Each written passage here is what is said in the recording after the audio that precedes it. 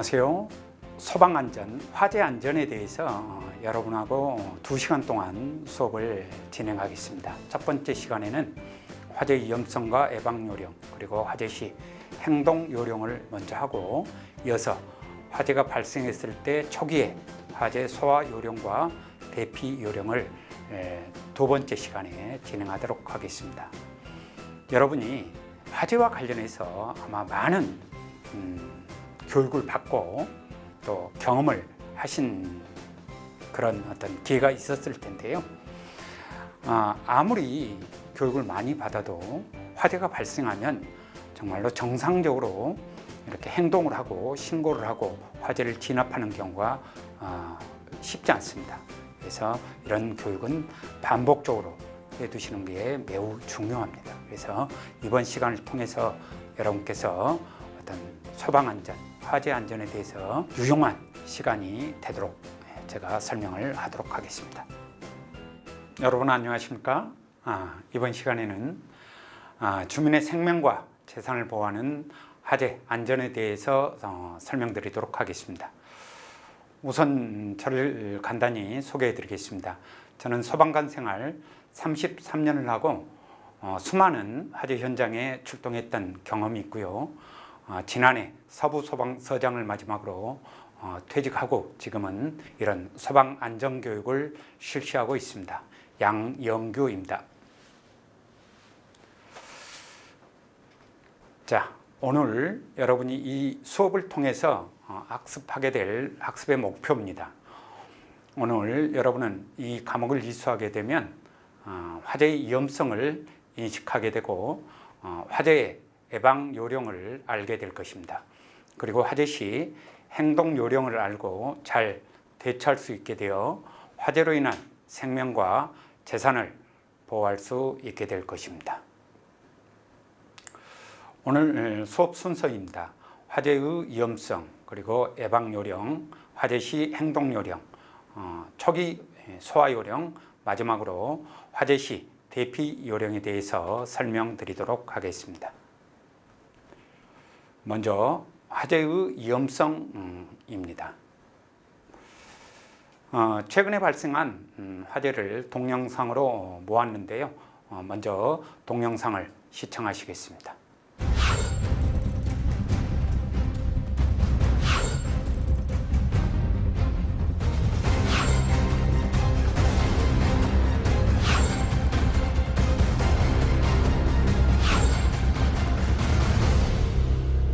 어떻습니까? 이런 크고 작은 화재가 우리 주변에서 끊임없이 발생하고 있습니다.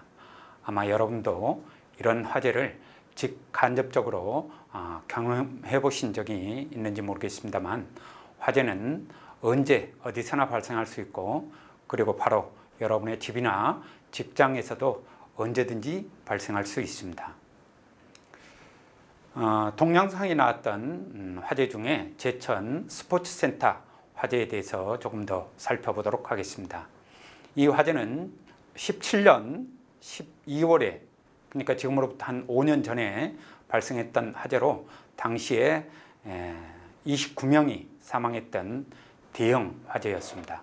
사회적으로 파장이 매우 컸던 화재인데, 특히 이 화재와 관련해서 겨울목길에 주차해 놓았던 자동차 때문에 소방차 출동이 지체되어 사회적 문제가 되기도 했었는데요. 여러분도 운전하실 때 뒤에서 소방차가 다가오면 소방차가 잘 갈 수 있도록 피항해 주셔야 되겠습니다. 그리고 주차 시에는 소방차가 잘 지나갈 수 있도록 공간을 확보해서 주차하시는 것도 매우 중요하겠습니다. 다음은 최근 10년간 전국에서 발생했던 화재 발생 현황을 살펴보도록 하겠습니다. 10년간 매년 평균 42,331건, 하루 평균 116건의 화재가 발생했습니다. 그리고 우리 광주시에서는 최근 3년간 하루 평균 2.25건의 화재가 발생하고 있습니다.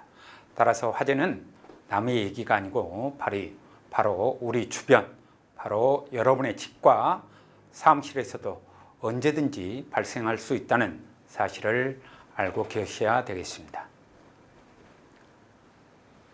다음은 화재 예방 요령에 대하여 설명드리겠습니다. 우리나라에서 발생하는 화재 중 50%가 부주의로 인한 화재로 발생하고 있습니다. 부주의의 종류에는 다양하겠습니다만 특히 가장 많이 문제가 되고 있는 게 담뱃불에 의한 화재와 주방에서 음식물 조리를 하면서 자리를 이탈하여 과열로 인한 화재가 가장 많이 발생하고 있습니다. 여러분이 담뱃불 처리와 음식물 조리 시 자리를 떠나지 않고 과열로 인한 화재를 방지할 수 있다면 우리나라에서 발생하는 화재 중 상당 부분을 줄일 수 있게 될 것입니다. 그러면 부주의의 대표적인 담배, 꽁초에 의한 화재에 대하여 조금 더 살펴보도록 하겠습니다. 이제는 많이들 전자 담배를 피우기 때문에 일반 연초로 피우는 담배는 많이 줄어들긴 했습니다만 그래도 아직 꽁초를 잘못 처리하여 불이 나는 경우가 많이 있습니다. 참고로 담배 꽁초로 인하여 불이 나면 실화죄에 해당될 수도 있습니다. 흡연은 반드시 지정된 장소에서 하고 그리고 담뱃불 처리가 가장 중요한데요. 완전히 불이 꺼진 것을 확인하고 버리시고 특히 운전 중에 담배를 피우고 완전히 꺼지지 않는 담뱃불 꽁초를 창밖으로 버리시면 절대로 안 되겠습니다. 매년 산불로 많은 산림이 소실되고 있는데요. 바로 이런 담배꽁초가 산불의 원인이 되기도 합니다. 금년도에도 강원도에서 산불이 많이 나서 많은 피해가 있었습니다만 아마도 이 담뱃불이 상당한 영향이 있지 않을까 싶습니다. 자, 이번에는 가정이나 음식점 주방에서 발생하는 주방 화재에 대하여 말씀드리겠습니다. 주방 화재의 대부분은 음식물을 올려두고 조리를 하다 발생하는데 특히 음식물 조리 중에 자리를 비우는 행위는 절대 하지 말아야 되겠습니다. 그리고 주방 후드 관리도 매우 중요한데요. 장기간 사용한 경우에 후드에 기름 찌꺼기가 많이 끼어서 이것이 화재로 연결되는 경우가 있습니다. 특히 식용유를 사용하는 주방에서는 주방 화재 전용 소화기가 따로 있는데 이 주방 화재 전용 소화기가 K급 소화기인데 이 K급 소화기를 꼭 비치해야 하겠습니다. 여기서 식용유의 특성에 대해서 간단히 좀 살펴보겠습니다. 어떤 물질이 끓는 점을 B점이라고 하는데요. 물이 끓는 점은 100도씨인 것은 여러분 잘 아시겠죠. 그런데 식용유는 농도나 종류에 따라 좀 다르긴 합니다만 일반적으로 식용유는 대략 350도 내외가 이 B점이 되겠습니다. 그러니까 350도 내외가 되면은 이 식용유가 끓는다는 얘기죠. 그리고 이제 또 발화점에 대해서 조금 더 살펴보겠습니다. 발화점은 어떤 물질이 점화온 없이 스스로 불이 붙는 온도, 이걸 발화점이라고 하는데요. 식용유의 발화점은 대략 350도 정도 됩니다. 다시 말해서 식용유는 B점도 350도씨, 그 다음에 발화점도 350도씨라는 의미이고 이것은 식용유를 끓이게 되면 발화점에 도달해 스스로 화재가 발생한다는 의미입니다.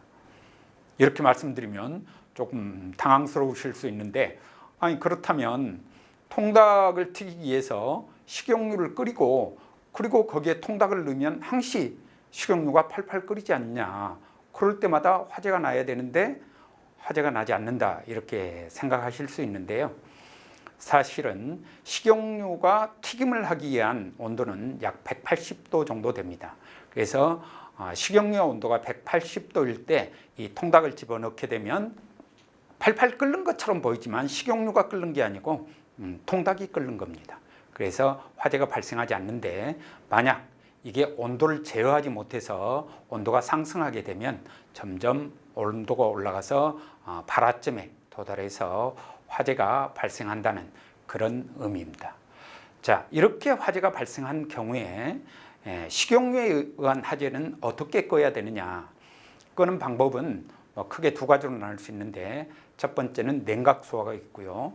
두 번째는 질식 소화가 있습니다. 냉각 소화라는 것은 그 식용유의 온도를 떨어뜨려서 화재가 더 이상 발생하지 않도록 하는 것이고, 두 번째 질식 소화라는 것은 공기를 차단해서 화재를 진압하는 이런 사안입니다. 그런데 K급 소화기를 사용하면은 온도를 떨어뜨리고 더구나 거기에 거품이 형성돼서 공기를 차단하여 화재가 진압되는 이런 특성을 가진 소화기가 바로 K급 소화기입니다. 그러면 주방의 경우에는 반드시 이런 K급 소화기를 설치해서 화재가 발생한 경우 끌 수 있도록 그렇게 해야 되는데, 모든 가정에 사실은 K급 소화기를 비치하고 있지는 않습니다.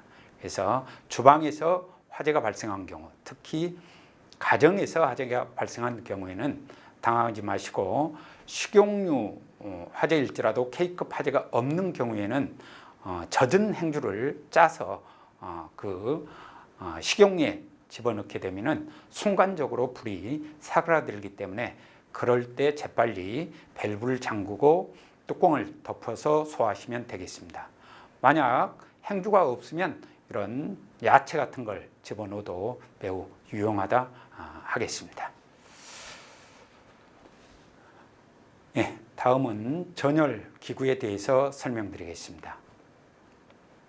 전열 기구란 전기를 이용해서 열을 발생시키는 것을 말하는데요. 이런 전기용품을 사용하기 전에는 반드시 사전에 점검을 하고 사용해야 되겠습니다. 그리고 외출 시에는 반드시 또 전원을 끄고 나가야 되겠죠. 특히 전기장판이나 전기요등을 사용할 때 열이 축적되지 않도록 하는 게 매우 중요한데요. 열이 축적되어 화재로 발생하는 대표적인 제품이 바로 라텍스입니다. 라텍스를 깔고 전기장판을 사용할 경우에는 이 라텍스에 열이 축적되어 화재가 발생하는 경우가 매우 많이 있습니다. 그래서 절대 라텍스를 깔고 사용하지 않도록 해주시기 바랍니다. 다음은 가스 안전 사용 요령에 대하여 설명드리겠습니다. 가스를 사용할 경우 먼저 실내 환기를 시켜주시고, 그리고 가장 중요한 것이 사용 중 불꽃 확인을 위하여 자리를 떠나면 안 되겠습니다. 특히 오랫동안 불을 켜둬야 할 어떤 공국을 끓이거나 빨래를 삶을 때 자리를 떠나 화재로 발전하는 경우가 매우 많은데요. 가스를 사용하는 중에는 잠을 자거나 자리를 떠나지 않는 것이 중요하다 하겠습니다. 그리고 사용 후에는 가스 중간 밸브를 잠그고, 평상시에도 비눗방울 등을 이용해서 가스 누출 점검을 철저히 해야 되겠습니다. 이번 소개할 사안은 이런 가스 타이머 잠금 장치를 소개해 드리겠습니다. 이것은 가스를 계속 사용할 경우에 일정 시간이 지나면 자동으로 잠금 장치가 작동해서 가스 밸브를 잠그는 그런 제품인데요. 작동 원리는 작동 시간을 설정할 수 있고, 그 시간 동안 계속 가스가 켜져 있는 경우에 자동으로 잠금 장치가 작동되어 가스를 잠그게 됩니다. 특히 외출 시에 가스를 잠궜는지 안 잠궜는지 이렇게 헷갈리는 경우가 있습니다. 그래서 외출하다 말고 다시 집으로 와서 가스 밸브를 확인하는 그런 일도 있을 텐데요. 만약 이럴 경우 이런 가스 타이머 잠금 장치가 설치되어 있다면 자동으로 가스를 잠그기 때문에 매우 유용한 제품이 되겠습니다. 설치 방법도 매우 쉬운데요. 기존에 설치되어 있는 그 가스 밸브에 중간에 중간 밸브가 있죠. 중간 밸브에 간단히 설치하면 됩니다. 만약 여러분의 가정에 이러한 가스 타이머 잠금 장치가 설치되어 있지 않다면 꼭 설치하실 것을 권해드립니다. 제품의 종류가 다양하기 때문에 여러분께서 인터넷을 찾아보시면 여러 가지 제품을 만나보실 수 있을 겁니다. 그래서 적당한 제품을 골라서 설치하시면 매우 유용하게 화재를 예방할 수 있다, 이렇게 말씀드릴 수 있겠습니다. 다음은 화재 시 행동 요령에 대해 설명드리겠습니다. 자, 화재가 발생한 경우 행동 요령입니다. 화재가 발생하면 가장 먼저 많은 사람들에게 알리는 게 중요하겠죠. 알리는 방법은 가장 우선적으로는 큰 소리를 질러서 알릴 수도 있고, 그리고 이제 또 건물의 규모에 따라서 복도에 설치되어 있는 비상경보 설비라고 해서 이렇게 빨간 접시 같은 게 있습니다. 거기에 누름 버튼 스위치가 있는데요, 그걸 눌러서 벨이 울리도록 하는 그런 방법도 있습니다. 그리고 또 건물의 규모에 따라서는 자동화지 탐지 설비가 설치되어서 화재가 발생한 경우에 자동으로 이런 벨이 울도록 하는 그런 소방시설도 있습니다. 이런 자동화재 탐지 설비가 설치되어 있는 그런 건물은 별도로 사람이 수동 조작을 하지 않아도 이런 경보음이 울린다는 것도 알아두셨으면 좋겠습니다. 두 번째로 119 신고사항입니다. 이 부분은 조금 중요하기 때문에 제가 다음 페이지에서 상세히 설명드리도록 하겠습니다. 그리고 신고가 끝나면 직접 소화기를 사용하여 불을 끄고, 만약 소화가 되지 않는 경우에 인명피해 방지를 하기 위해서 신속히 대피해야 되겠습니다. 화재 시 재산 피해보다 더 중요한 것은 인명피해를 방지하는 것입니다.